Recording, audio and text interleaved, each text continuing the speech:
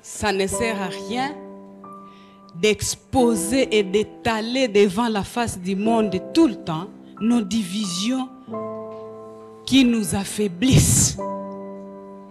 Et d'ailleurs, je vais même oser et dire ceux qui ont travaillé dans l'ombre, dans l'obscurité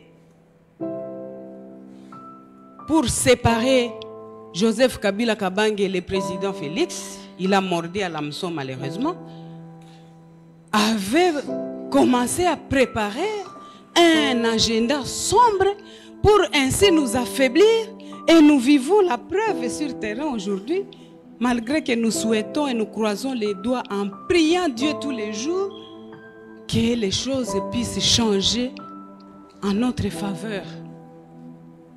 Au moment où nous sommes réunis ici, il y a de ces vieux qui meurent parce qu'ils n'ont pas mangé depuis 3-4 jours. Qui meurent parce que l'hypoglycémie, à cause de l'hypoglycémie. Tout ça pourquoi? Parce qu'ils sont dérangés, ils sont chassés de chez eux, ils fuient la guerre, des enfants qui se perdent, qui deviennent orphelins. Je ne vous dis pas comment le nombre augmente aux orphelinats que nous gérons là-bas. Parfois, nous nous tenons la tête, nous nous demandons à quel sein nous vouer, puisque ce sont des charges. Des charges que je pouvais bien prendre si seulement je savais où se trouvaient les 680 000 de Joseph Kabila Kabange.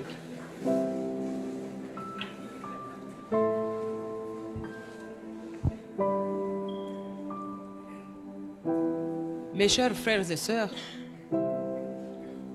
aimons-nous vivants comme disent les artistes.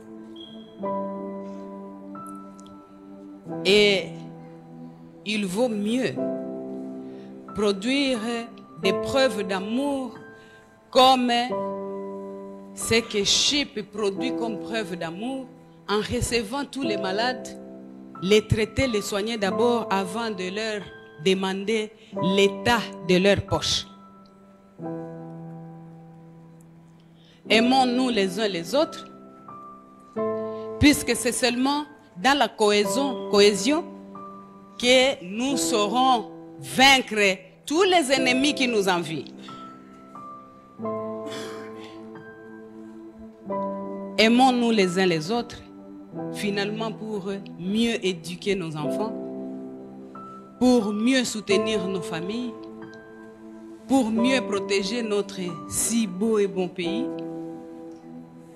et pour mieux évoluer dans nos vies personnelles. Hey.